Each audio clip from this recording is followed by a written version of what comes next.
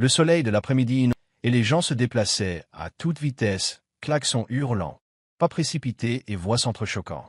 Au milieu de tout cela, une femme élégamment vêtue sortit de sa voiture élégante et traversa la rue, son téléphone collé à l'oreille, inconsciente du danger qui la fonçait dessus. Un poids lourd, hors de contrôle et fonçant sur la mauvaise voie, perturba le rythme de la journée, tandis que les gens hurlaient et se dispersaient. Mais elle ne les entendit pas, son attention était ailleurs.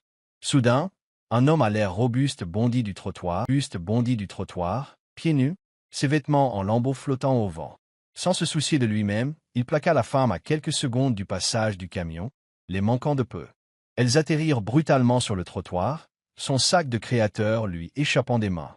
Un nuage de poussière les enveloppa, et le temps s'arrêta. La femme haleta, les yeux écarquillés d'incrédulité, fixant le regard intense et fatigué de l'inconnu qui venait de lui sauver la vie. La rue bourdonnait à nouveau, les gens murmuraient, prenaient des photos, posaient des questions.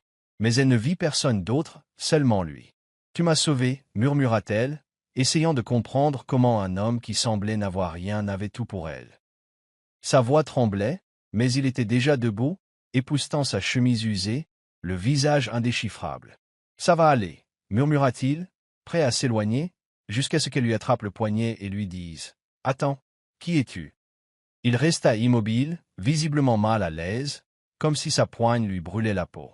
La femme se releva lentement, époussetant son chemisier en soie, le cœur battant encore. « S'il te plaît, dit-elle plus doucement, dis-moi au moins ton nom. » Il regarda la foule qui l'observait, puis la regarda de nouveau, hésitant entre parler et disparaître dans le chaos. « Ethan, murmura-t-il finalement en évitant tout contact visuel. « Et tu ne devrais pas me remercier. N'importe qui aurait fait pareil. » Elle fronça les sourcils, car elle n'était pas sûre que quiconque le ferait. Il y avait quelque chose en lui. Pas seulement son courage, mais sa façon de bouger, rapide et sûre, comme s'il avait déjà fait ce genre de choses. « Ethan » répéta-t-elle en testant le nom sur ses lèvres. « Je suis Zara, et je te dois la vie. » Il lui lança un regard furtif, haussa les épaules et se retourna pour s'éloigner. Mais elle remarqua sa démarche boiteuse et sa légèreté à chaque mouvement. Quelque chose la tiraillait. Peut-être était-ce la culpabilité. Peut-être était-ce l'émerveillement. Ou peut-être était-ce dû à sa façon de ne pas chercher à l'impressionner, ni même de se soucier de qui elle était. Elle l'appela de nouveau. « Laisse-moi t'aider. Laisse-moi au moins t'emmener voir un médecin. » Il marqua une pause avant de secouer la tête. « Je vais bien, » dit-il d'une voix rauque. Puis elle ajouta, « Ne gâche pas ta gentillesse avec quelqu'un comme moi. » Zara n'était pas du genre à suivre les inconnus, mais quelque chose lui disait qu'il ne s'agissait pas d'un simple inconnu. Alors qu'Ethan tournait au coin d'une rue et disparaissait dans une ruelle étroite, elle hésita un instant avant de le suivre, ses talons aiguilles claquant sur le trottoir irrégulier. Elle se faufila entre les poubelles et les briques cassées jusqu'à ce qu'elle le trouve assis sur une caisse en bois, la tête entre les mains, lui tournant le dos. « Tu n'as pas à te cacher, » dit-elle doucement. Ethan leva les yeux, surpris. « Tu ne devrais pas être ici, » rétorqua-t-il. « Tu n'as rien à faire dans un endroit comme celui-ci. » Zara sourit doucement. « Peut-être pas, mais je ne serais nulle part si tu ne m'avais pas poussé hors de mon chemin. Donc, techniquement, je le fais. » Il ricana, mais elle vit qu'il essayait de dissimuler un léger sourire. Elle lui tendit une bouteille d'eau et s'assit à côté de lui, ignorant la saleté sur la caisse. « Tu n'es pas ce à quoi je m'attendais, » dit-elle. Il la regarda de travers. « À quoi t'attendais-tu » Elle haussa les épaules. Un homme qui demandait de l'argent. Un homme qui s'enfuirait une fois le danger passé. Pas quelqu'un qui resterait assis là comme si de rien n'était. Il se pencha en arrière, le visage à l'ombre de l'auvent. « J'ai appris à ne rien attendre de la vie. Comme ça, elle ne déçoit pas. » Zara observa son visage. À l'espace d'un instant, elle oublia le monde extérieur. « Je pense que tu as tort. La vie pourrait encore te surprendre. » Quand Zara est rentrée dans son luxueux appartement, son esprit était encore dans cette ruelle. Le chauffeur, son assistant, et même son équipe de sécurité l'avaient tous réprimandé pour sa disparition sans explication. Mais leurs paroles étaient restées à peine perceptibles. Elle ne voyait que l'expression hantée d'Ethan et la claudication qu'il s'efforçait tant de dissimuler. Allongée sur son canapé design, les yeux rivés au plafond, elle se débattait avec une idée trop folle pour être exprimée à voix haute. Elle voulait le retrouver. Non pas pour le remercier, enfin, peut-être en partie, mais parce qu'il lui procurait ce qu'aucun homme dans son monde scintillant n'avait jamais éprouvé. La sincérité. Athénasai. Courage brut. Mais que diraient les gens s'ils savaient que l'héritière d'un puissant empire traquait un homme nu et sans toit? Sa voix intérieure la sommait de laisser tomber, mais son cœur battait plus vite à chaque fois qu'elle pensait à lui. Finalement, la décision s'imposa d'elle-même. Le lendemain matin, elle laissa ses obligations professionnelles derrière elle, s'habilla en jean et sweat à capuche, et retourna dans la ruelle. Mais Ethan n'était pas là. La caisse avait disparu. Une couverture usée gisait, abandonnée, et l'emplacement était vide. Frustrée, elle se retourna et aperçut un homme de l'autre côté de la rue qui l'observait. Il hocha la tête avant de se fondre dans la foule. Zara n'hésita pas. Elle s'élança dans la place du marché animé, ignorant les escaliers et se faufilant entre les étals de fruits et les étals enchevêtrés. L'homme qu'elle vit n'était pas Ethan, mais il savait clairement quelque chose. « Attends !» cria-t-elle, mais il ne s'arrêta pas. Il était rapide, se faufilant à travers la foule comme s'il l'avait fait 100 fois. Zara accéléra, le cœur battant, tandis qu'elle se baissait sous les tissus suspendus et esquivait les caisses de légumes. Finalement, l'homme s'engagea dans un étroit sentier et disparut derrière une pile de caisses. Lorsqu'elle la rattrapa, il l'attendait. Cherchant Ethan, demanda-t-il avec un sourire narquois. Elle reprit son souffle. « Oui, tu le connais ?» L'homme pencha la tête, amusé. « Tout le monde ici connaît Ethan. Mais ce n'est pas quelqu'un qu'on trouve, c'est lui qui vous trouve. S'il veut. » Zara s'impatientait. « Dis-lui que je ne m'arrêterai pas. Pas avant de l'avoir remercié comme il se doit. » L'homme lui lança un regard pensif. « Il n'appréciera pas ça. Il n'aime pas attirer l'attention. Mais peut-être que je le lui ferai savoir. » Elle essaya d'en savoir plus, mais l'homme se retourna et disparut aussi vite qu'il était venu. Zara se tenait là, seule, entourée de gens, le souffle court. Elle ne s'en rendait pas encore compte, mais sa persévérance avait réveillé quelque chose chez cet homme qui avait depuis longtemps cessé de croire que quiconque se soucierait de lui pour le traquer. Ethan se tenait dans l'ombre d'un immeuble à moitié effondré de l'autre côté de la rue, observant Zara parler à l'homme. Elle avait l'air tellement déplacée, les cheveux attachés, le visage démaquillé, vêtue de vêtements décontractés mais pourtant rayonnant d'élégance. Il ne la comprenait pas. Pourquoi quelqu'un qui l'aimait se soucierait-il suffisamment d'elle pour revenir? Il l'avait sauvée, certes, mais c'était instinctif. Il ne s'attendait pas à la revoir, et pourtant, elle était là, à le traquer comme s'il était important. Il pensa faire demi-tour, disparaître dans une autre rue, mais quelque chose le retint. Son air frustré mais déterminé, sa façon de parler comme si elle pensait vraiment chaque mot. Ce n'était pas courant dans le monde qu'il avait appris à connaître, un monde rempli de promesses creuses et de gens qui détournaient le regard quand il avait besoin d'aide. Pourtant, se rapprocher d'elle serait dangereux. Pas pour lui, pour elle. En vérité, il avait autrefois eu quelque chose à perdre, et lorsqu'il l'avait perdu, il avait juré qu'il ne s'en soucierait plus jamais. Mais en la regardant maintenant, les joues rouges, le regard scrutant la foule comme si elle le sentait proche, il sentit quelque chose se fissurer en lui. Peut-être était-ce de la curiosité. Peut-être était-ce de la faiblesse. Peut-être voulait-il simplement voir ce qu'une personne comme elle pouvait bien attendre de quelqu'un comme lui. Il se retourna et s'éloigna, mais cette fois, sans disparaître complètement. Il la laissait le voir. Juste une fois de plus. Zara retourna dans l'allée 3 jours de suite, et le 4e, elle le trouva assis là où elle l'avait vu la première fois. Même caisse, même expression. Mais cette fois, il ne broncha pas en la voyant. Elle s'avança lentement vers lui, ne voulant pas l'effrayer.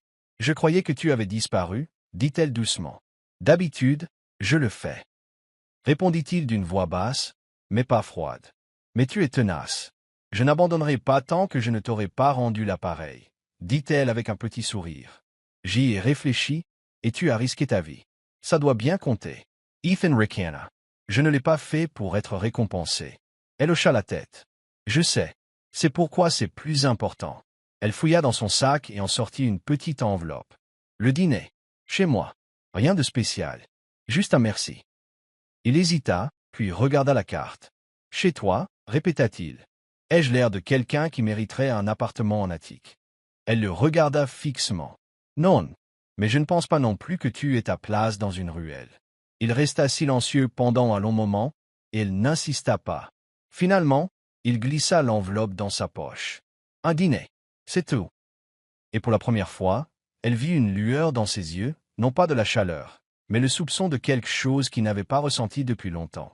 La confiance. Ce soir-là, l'appartement de Zara baignait d'une lumière dorée tandis qu'elle préparait la table elle-même. Pas de personnel. Pas de chef. Juste elle. On frappa à la porte peu après 7 heures. Lorsqu'elle l'ouvrit, Ethan se tenait là, les cheveux peignés, les vêtements propres, vêtu d'une chemise d'occasion un peu trop grande, mais qui lui allait à ravir. Il paraissait mal à l'aise, ses yeux scrutant le hall immaculé comme s'il attendait qu'on lui dise qu'il n'était pas à sa place. Elle lui sourit chaleureusement. « Tu es beno ?» Il a hoché la tête. « J'ai dit que je viendrais. » À l'intérieur, l'atmosphère était calme, mais sans tension.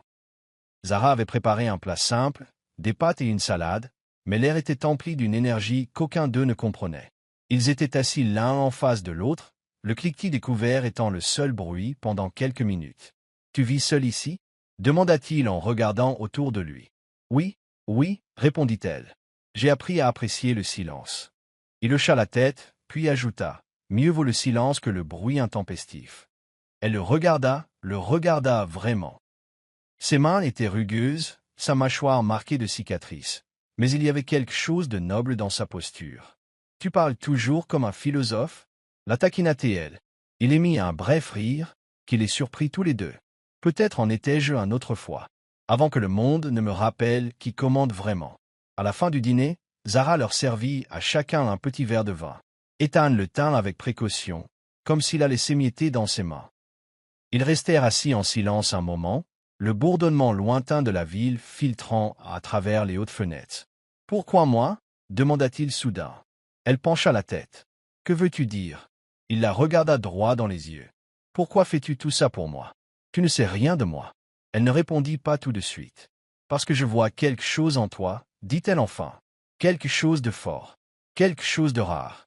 Et je crois que tu as oublié qu'il est toujours là. » Les mots le frappèrent plus fort qu'il ne l'avait prévu. Sa prise sur le verre se resserra, et il lui glissa des mains, se brisant au sol. Aussitôt, il se leva en murmurant « Je suis désolé. Je n'aurais pas dû venir. » Elle se leva aussi et lui attrapa le bras. « Ce n'est qu'un verre, Ethan. » Mais il reculait déjà, essoufflé. « Tu ne comprends pas ?» dit-il. « Les gens comme moi n'ont pas de seconde chance. On casse des choses. On casse des gens. » La main de Zara ne la lâcha pas. Alors peut-être serait-il temps que quelqu'un la retienne. Il la regarda, les yeux hagards, la mâchoire serrée, mais il ne la quitta pas. Pas encore. Pas cette fois. Zara le conduisit dans une petite pièce au fond de son appartement, minimaliste, chaleureuse, avec un éclairage tamisé et un canapé confortable. « Tu peux rester ici ce soir ?» dit-elle doucement. Ethan cligna des yeux, stupéfait. « Tu offres un endroit où dormir à un inconnu. » Elle haussa les épaules. « Tu n'es pas un inconnu. Tu m'as sauvé la vie, et je ne pense pas que tu aies d'autre endroit où aller. » Il s'avança lentement, comme s'il craignait que ça disparaisse. La chambre semblait trop propre, trop calme. Il n'avait pas dormi sur un vrai lit depuis des années. Il passa une main sur la douce couverture et s'assit prudemment, évitant son regard. « Je partirai demain matin, » dit-il. « Je ne veux pas causer d'ennuis. » Elle sourit faiblement. « Tu as déjà causé des ennuis, Ethan. Tu m'as sauvé, et je pense que ce genre d'ennui vaut la peine d'être entretenu. » Il s'allongea, fixant le plafond longtemps après son départ. La pièce ne sentait ni le béton ni la moisissure. Elle sentait la lavande, la sécurité. Et pour la première fois depuis longtemps, Ethan ferma les yeux sans crainte. La lumière du soleil filtrait à travers les rideaux de lin tandis qu'Ethan s'agitait. L'espace d'un instant, il oublia où il était. Pas de klaxon, pas de vent glacial dans le dos. Pas de cliquetis de bouteilles ni de cris dans les ruelles. Juste le silence. La paix. La douceur sous lui était inconnue, tout comme l'odeur, quelque chose de propre, d'apaisant.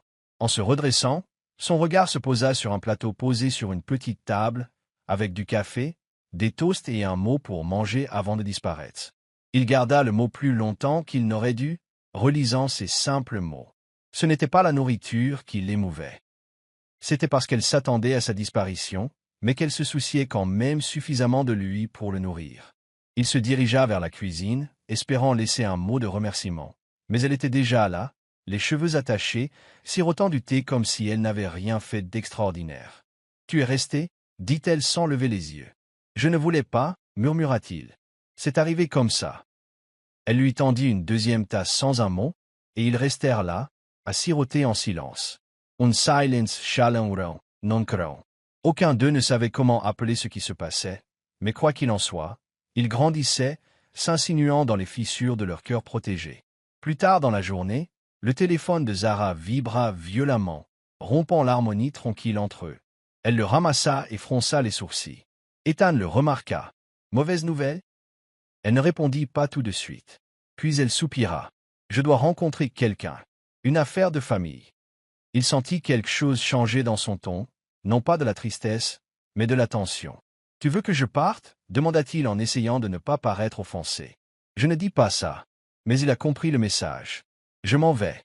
J'apprécie tout. Elle lui toucha le bras. Ce n'est pas un adieu. Attends-moi ici. Salty plate. Il hésita. Pourquoi ai-je l'impression que ton monde n'est pas aussi parfait qu'il en a l'air? Elle ne répondit pas. Elle prit simplement son manteau, s'arrêta devant la porte et dit « Ne cours pas ». Puis elle disparut. Et Ethan se retrouva dans un appartement luxueux, entouré d'un confort auquel il ne faisait pas confiance, luttant contre l'envie de disparaître à nouveau. Zara s'engagea dans les collines, le cœur battant. La personne qu'elle rencontrait n'était pas une amie, mais quelqu'un qui croyait contrôler sa vie. Un parent qui ignorait tout d'Ethan et qui ne comprendrait pas s'il le savait. Quelqu'un qui creuserait, questionnerait et interviendrait. Le déjeuner fut ponctué de menaces voilées et de sourires forcés. Toujours célibataires, demandèrent-ils en plantant un couteau dans leurs pieds. Tu sais que les gens parlent quand les femmes de ton âge refusent sans cesse les demandes en mariage. Zara força un rire. Laisse-les parler. Mais intérieurement, ses pensées dérivaient vers un homme dormant dans sa chambre d'amis, qui se fichait de statut social ou de richesse. Un homme qui autrefois avait reculé devant la gentillesse. Elle ne pouvait l'expliquer, mais son monde lui paraissait plus réel lorsqu'il était près d'elle. De retour chez elle cet après-midi-là, elle le trouva en train de nettoyer les éclats de verre à vin de la veille. « Tu n'étais pas obligé de faire ça. » dit-elle doucement. Il se leva, une pelle à la main. « Je me sentais mal de laisser un tel désordre derrière moi. » Elle sourit. « Bon, la prochaine fois, ne casse rien, tu n'auras pas à le faire. » Il la regarda et, pour la première fois, il lui sourit en retour, non par politesse, mais parce qu'il en avait envie. Zara décida qu'ils avaient besoin d'air. « Viens, viens, dit-elle en lui tirant la manche. « On sort. » Ethan résista. « Où sortir? Je ne suis pas vraiment. » Exhibi? Termina-t-elle avec un sourire narquois. « Tu crois que ça m'importe? » Elle le conduisit dans une rue commerçante tranquille, achetant des noix grillées, ignorant les regards. Les gens le remarquèrent, son apparence burinée ne convenait pas, mais elle s'en fichait. Et peu à peu, lui non plus. Ils étaient assis sur un banc de parc, mangeant dans un sac en papier. Zara fit une blague sur le vendeur de noix, et Ethan rit doucement. Pas un petit rire. Un vrai, bien rempli. Zara cligna des yeux. « Tu viens de rire ?» Il haussa les épaules. « Peut-être que le soleil m'a eu. Ou peut-être que tu es juste un peu plus humain que tu ne le penses. » Elle lui donna un coup d'épaule, et il ne s'écarta pas. L'instant dura, doux et inattendu. Ethan commençait à comprendre que son monde n'était pas totalement hors de portée. Et Zara réalisait que sa présence lui donnait un sentiment étrange de plénitude. Plus tard dans la nuit, Ethan se retourna dans le lit qu'elle lui avait donné. Non pas parce qu'il était inconfortable, mais parce qu'il ne pouvait s'empêcher de penser. À la façon dont son rire lui restait gravé dans la tête. À la façon dont elle le regardait comme s'il comptait pour elle. Il n'était pas habitué à la douceur, ni à la sécurité, ou quiconque l'attendait. Les murs se refermaient sur lui, non pas par peur, mais par confusion. Et cela l'effrayait plus que la faim ne l'avait jamais fait. Il se leva et sortit dans le salon, la trouvant recroquevillée sur le canapé, en train de lire. Elle leva les yeux, surprise. « Tu n'arrives pas à dormir ?» Il hocha la tête. Trop silencieux. Elle posa le livre et entra pieds nus dans la cuisine. « Du lait chaud ?» dit-elle simplement. « Ça répare tout. » Il la suivit, s'appuyant contre le chambranle de la porte tandis qu'elle remuait. « Tu ne me dois rien, Zara. »« Je sais, » répondit-elle. « Mais peu est. » Audacieux. Il est de sa famille et s'est investi pleinement dans le nouveau projet avec Lena. Une rupture nette. Certains l'ont qualifié d'imprudent. D'autres ont trouvé cela courageux. Lena a trouvé cela nécessaire. Tu as enfin coupé la corde qui te liait au passé. a-t-elle dit. Leur premier projet immobilier a vu le jour. Du ciment, des briques et de l'acier ont commencé à s'élever là où se trouvaient autrefois des déchets. Lena portait un casque de chantier. Adrian portait un jean taché de peinture. Il ne ressemblait en rien au personnage des couvertures de magazines, et ils aimaient ça. Un après-midi, un petit garçon courut vers Lena avec une carte dessinée à la main. « Merci de nous avoir donné un foyer. » Elle s'agenouilla et le serra dans ses bras, les larmes aux yeux. Ce moment lui parut plus précieux que n'importe quelle récompense ou article. Ce soir-là, Adrian lui remit une autre petite boîte. À l'intérieur, cette fois, se trouvait la clé. Non pas d'un manoir, mais d'un nouvel appartement qu'il avait conçu avec ses idées, ses couleurs, ses empreintes sur chaque mur. « C'est notre maison maintenant, » dit-il. Lena cligna des yeux, bouleversée. « Comment ai-je atterri ici ?» murmura-t-il. « Tu m'as trouvé quand personne d'autre ne l'a fait. Je lui rends juste l'appareil. » Adrian ne s'est pas agenouillé au restaurant. Il a attendu que Lena soit en pyjama, les cheveux en chignon décoiffés, en train de manger du pop-corn dans leur salon. « Et, dit-il nonchalamment en lui lançant une boîte. Elle l'ouvrit et trouva une bague. « C'est bien ça que je crois. » Il sourit. « Seulement si tu es assez fou pour dire oui. » Elle lui a jeté du pop-corn. « Tu vas la demander en mariage maintenant ?» Il s'est penché et l'a embrassée sur le front. Je me suis dit, pourquoi attendre? Elle fixa la bague, puis l'homme devant elle. Et elle hocha la tête. Oui, le pauvre type. Je t'épouserai. Leur mariage n'a pas eu lieu dans une salle de bal. Il s'est déroulé sous un dais de guirlandes lumineuses, dans leur premier ensemble immobilier achevé. Les invités portaient des bottes, pas des smokings. Les ouvriers applaudissaient. Les enfants couraient partout avec des cupcakes. Adrian pleura en voyant Lena s'avancer vers l'autel. Non pas parce qu'elle était belle, comme toujours, mais parce qu'elle l'avait choisi au plus mal et qu'elle se tenait maintenant à ses côtés au meilleur de sa forme. Leurs vœux étaient sincères. Non pas des promesses de perfection, mais d'efforts, de rire, de pardon et de recommencer à zéro. Les années passèrent. Leur nom est devenu synonyme de résilience. Lena et Adrian sont restés la plupart du temps dans l'ombre, laissant leur travail parler d'eux-mêmes. Ils ont construit davantage de maisons, formé des travailleurs et aidé d'autres personnes à trouver une seconde chance. Mais ils n'oublièrent jamais l'aller. Chaque année, à cette date, ils y retournaient, juste tous les deux. Adrian apportait une seule fleur. Lena apporta du café chaud. Et ils s'assirent sur les marches en silence, se remémorant la nuit où tout avait basculé. Ils n'étaient pas qu'un couple. C'était une histoire. Un rappel que toucher le fond peut parfois être le début de tout. Un soir, alors que le soleil déclinait, Lena était assise sur leur porche et regardait Adrian courir après leur bambin dans le jardin. Il trébucha et tomba, à nouveau, couvert d'herbe et de rire. Elle prit une photo, le cœur rempli. Il la rejoignit quelques instants plus tard, tenant leur enfant dans ses bras. « Je me souviens encore de l'odeur de cette benne, » dit-il en riant. « Le plus beau jour de ma vie. » Lena appuya sa tête sur son épaule. Qui aurait cru que sauver un inconnu, ivre finirait comme ça? Adrian l'embrassa sur la joue. Tu ne m'as pas seulement sauvé. Tu m'as reconstruit. Ensemble, ils regardaient vers l'avenir, sachant que le meilleur était encore à venir. Des années s'étaient écoulées depuis cette nuit inoubliable dans la ruelle, et pourtant, l'histoire résonnait encore dans les murmures, les blogs et les témoignages larmoyants d'inconnus inspirés par le parcours de Lena et Adrian. Par un soir nuageux, Lena fut invitée à prendre la parole lors d'un rassemblement de jeunes. Pas de flash, pas de buzz médiatique, juste des gens qui espèrent à nouveau croire. Adrian attendait dans les coulisses avec leur fils, maintenant en âge d'aller à l'école, observant Lena debout devant un petit public, ne détenant que sa vérité. Elle commença sans notes, sans texte. « Je n'ai pas grandi en rêvant d'amour ou de richesse. J'ai grandi en survivant, dit-elle d'une voix assurée. Mais un soir de pluie, j'ai trouvé un homme dans une poubelle. Pas un homme qui n'avait rien, mais un homme qui se sentait comme un rien. La pièce était silencieuse. Je ne l'ai pas sauvé. Je l'ai vu.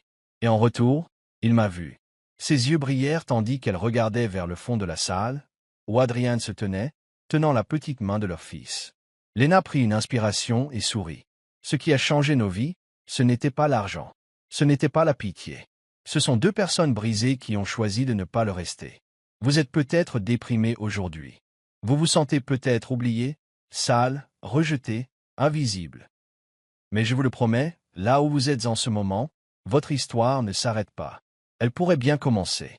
Elle regardait droit dans les yeux une caméra qui diffusait discrètement en direct pour son public en ligne grandissant, les mêmes personnes qui avaient suivi leur parcours du premier rebondissement à la victoire finale. Si notre histoire vous a touché, si elle vous a rappelé que l'amour peut être chaotique, bruyant, vrai et beau dans des endroits inattendus, abonnez-vous. Ne vous contentez pas de suivre notre histoire, participez-en. Il y a encore plus à venir, à ne pas manquer. Avec un léger signe de la main et un sourire entendu, Lena quitta la scène et se jeta dans les bras d'Adrian. Tandis qu'ils s'éloignaient ensemble, les commentaires se remplirent de cœurs, de larmes et d'un message puissant, répété à l'envi. De la poubelle à l'éternité.